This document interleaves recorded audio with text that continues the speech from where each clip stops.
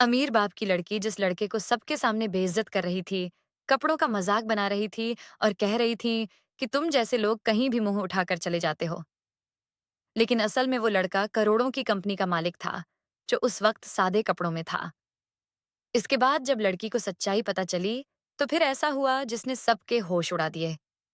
शहर की सबसे बड़ी शादी थी और उसमें शामिल होना अपने आप में एक रुतबे की बात मानी जा रही थी। उसी शादी की भीड़ के एक कोने में खड़ा था विवेक। सादा नीला कुर्ता, बिना ब्रांड की चप्पलें, बिखरे बाल और आंखों में गहरी लेकिन शांत झलक। कोई उसे जानता नहीं था, कोई पहचानता नहीं था। वो वहां सिर्फ अपने पुराने दोस्त विक्रम के कहने पर आया था, जो आज का दूल्हा था। दोस्ती निभाने आया था, इज्जत कमाने नहीं। पर शायद उसे नहीं पता था कि उसी दिन उसकी इज्जत नीलाम होने वाली है। खाना पीना हो चुका था। दूल्हा दुल्हन जयमाल की तैयारी कर रहे थे। मेहमान आराम से बैठे हुए थे। तभी सान्या मेहरा, दुल्हन की खास दोस्त और शहर के सबसे रईस घराने की बेटी, हाथ में फोन, आंखों में घमंड और चाल में घमासान लेकर सीधा विवेक के सामने आकर खड़ी हो गई। तुम कौन हो? यहाँ कैसे घुस गए? सान्या ने पूछा। विवेक ने धीमे से कहा, मैं विक्रम का दोस्त हूँ, कॉलेज से। सान्या हंस पड़ी, फिर ऊंची आवाज में सबको सुनाते हुए बोली, विक्रम का दोस्त? तुम्हें देखकर तो लगता है जैसे वेटर हो। ये चप्पलें, ये सस्ता कुर्ता और ये बाल।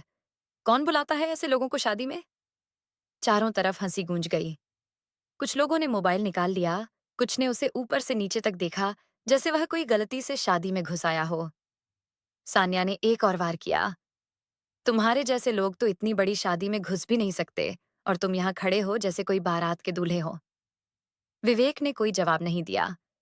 बस चुपचाप उसने अपनी नजरों को नीचे किया और पलट कर चला गया। दूल्हे ने अपने दोस्त की बेइज्जती पर हंगामा तो मचाया, लेकिन ज्यादा कुछ कर नहीं सका, क्योंकि दुल्हन के पापा ने हाथ जोड़कर माफी मांग ली थी। लेकिन जब विवेक मंडप से बाहर आया, तो उसकी वह बेइज्जती बार बार उसे अंदर ही अंदर खा रही थी। लेकिन उसने ठान लिया कि वह इस बेइज्जती का बदला जरूर लेगा, चाहे कितनी भी कीमत चुकानी पड़े।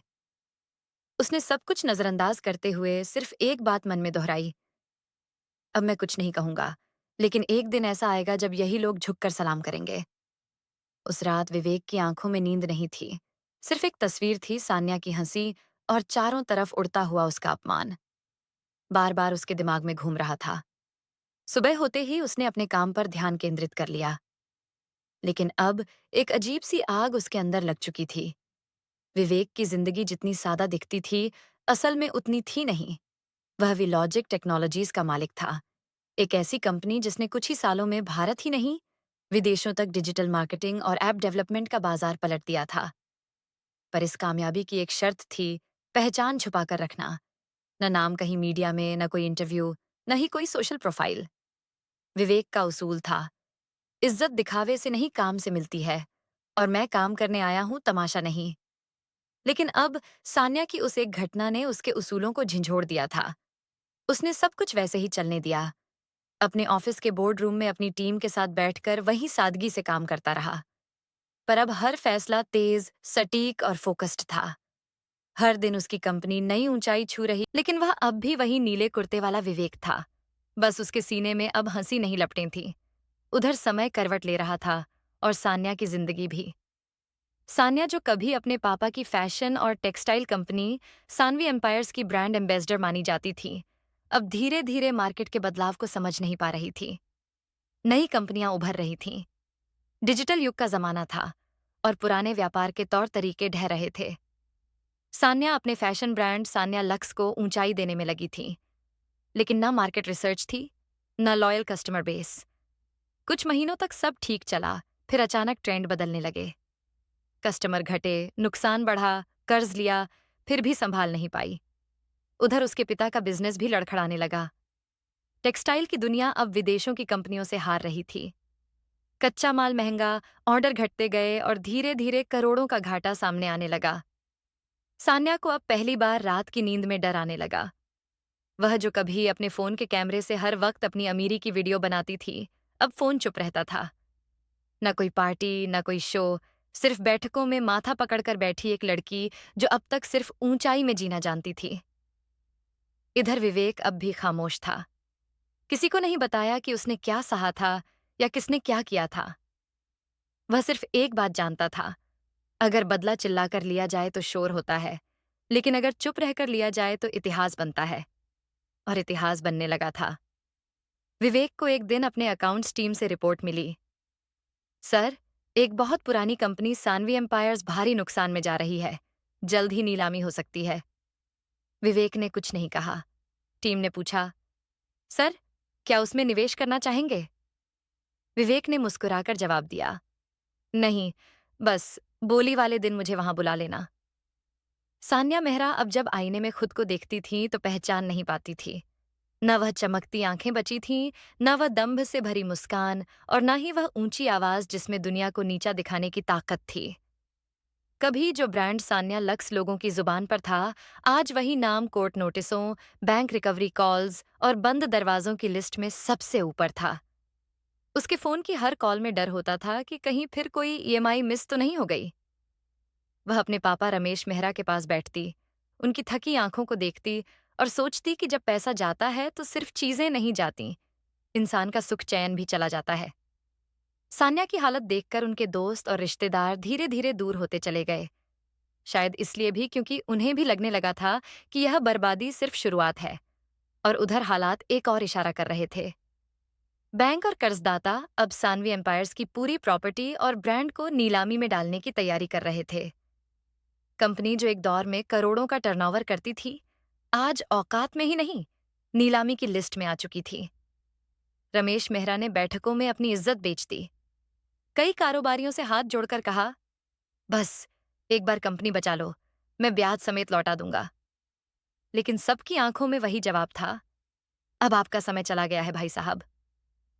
सान्या अब घर में बैठकर पुराने एल्बम देखती थी। तस्वीरें, शादियां, पार्टीज, सब कुछ जैसे किसी और की जिंदगी लगती थी। इसी बिखरती हुई दुनिया में एक अजीब बात उनके कानों में पड़ने लगी। नीलामी में कोई बड़ा खिलाड़ी आ रहा है, कोई ऐसा जो चुपचाप चाल खेलता है। नाम नहीं पता, लेकिन सुना है उसने पहले भी कई डूबती कंपनियां खरीदी हैं। सान्या के दिल में डर बैठने लगा, क्योंकि अब वह देख पा रही थी, जिस दिन से उसने विवेक को सबके सामने जलील किया था, उसके बाद हर चीज मानो उलटी चल रही थी। उसे उस लड़के का नाम ठीक से याद नहीं था। वो बस याद कर पा रही थी उसकी सादगी, नीला कुर्ता और झुकी हुई आंखों में छुपा हुआ अपमान। लेकिन अब उसका चेहरा धुंधला हो गया था। उस रात सान्या ने चुपचाप अपनी माँ की गोद में सिर रखा और पूछा, माँ, क्या कभी इंसान को उसकी गलती का फल मिलने में सालों लगते हैं? माँ ने सिर्फ एक बात कही, अगर किसी की आंखों से निकला एक आंसू दिल से निकला हो तो उस आंसू की कीमत चुकाने में पूरी कायनात लग जाती है। और उधर विवेक अपने ऑफिस में बैठा नीलामी की तारीख को देख रहा था। नीलामी का दिन आया। शहर के सबसे बड़े होटल के कॉन्फ्रेंस हॉल में माहौल गंभीर था। चारों तरफ कुर्सियां भरी थीं। दर्जनों व्यापारी, उद्योगपति और निवेशक अपने अपने रजिस्ट्रेशन काउंटर पर दस्तखत कर रहे थे। मंच के सामने एक बड़ी स्क्रीन पर लिखा था, सानवी एम्पायर्स पूर्ण व्यवसाय, संपत्ति व ब्रांड अधिकार, नीलामी प्रारंभ। रजिस्ट्रेशन काउंटर पर दस्तखत कर रहे थे। मंच के सामने एक बड़ी स्क्रीन पर लिखा था, सानवी एम्पायर्स पूर्ण व्यवसाय, संपत्ति व ब्रांड अधिकार, नीलामी प्रारंभ। हॉल के पिछले कोने में सान्या और उसके पिता चुपचाप बैठे थे। दोनों की आंखों में एक अजीब बेचैनी थी, जैसे अभी कुछ बहुत बड़ा होने वाला हो। कुछ ऐसा जो शब्दों से नहीं, चुप्पी से सब कुछ कह जाएगा। बोली शुरू हुई। पहली आवाज आई, 20 करोड़। फिर एक और, 35 करोड़। फिर धीरे धीरे बोली चढ़ने लगी, 40 करोड़, 50 करोड़, 60 करोड़, 65 करोड़। सान्या के पसीने छूटने लगे। रमेश मेहरा की उंगलियां आपस में बंध गईं। हर बोली के साथ एक सपना गिर रहा था, एक दीवार ढह रही थी। तभी मंच पर खड़ा अधिकारी बोला, क्या कोई इससे ऊंची बोली लगाना चाहता है? एक पल की खामोशी, और तभी हॉल के सबसे आखिरी कोने से आवाज आई, 100 करोड़। पूरा हॉल चौंक गया।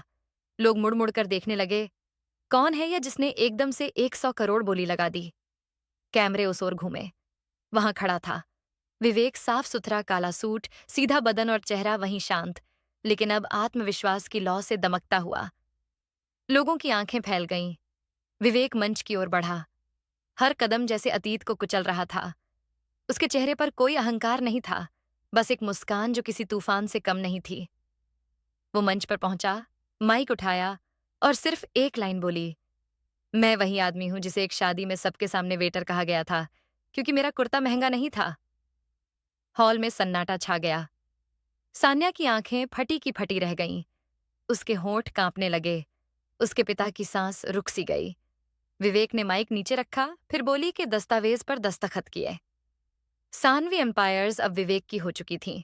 सामने स्क्रीन पर लिखा था, बिक चुका है 100 करोड़ में। तभी एक पत्रकार दौड़ता हुआ आया। सर, आप पहले कभी इस इंडस्ट्री में नहीं थे। आपने इस कंपनी को क्यों खरीदा? विवेक की मुस्कान गहरी हो गई। उसने कैमरे की ओर देखा और कहा, कुछ कंपनियां पैसा कमाने के लिए खरीदी जाती हैं।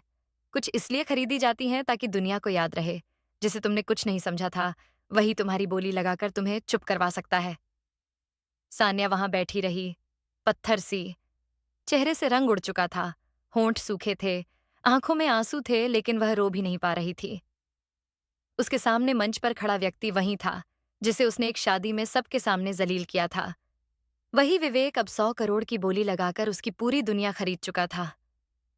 लोग धीरे धीरे उठकर जा रहे थे, लेकिन सान्या अपनी जगह तक हिल भी नहीं सकी। उसके पिता सिर झुकाए बाहर निकल चुके थे। शायद दुनिया की सबसे बड़ी हार वह झेल चुके थे।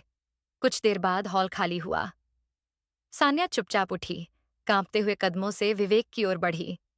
वह अब अकेला खड़ा था, अपने दस्तावेज साइन करवा रहा था। वह उसके सामने जाकर रुकी, आंखें नम और आवाज कांपती हुई। विवेक, मुझसे गलती हुई, बहुत बड़ी गलती। मैं तुम्हें पहचान नहीं पाई और शायद खुद को भी खो बैठी।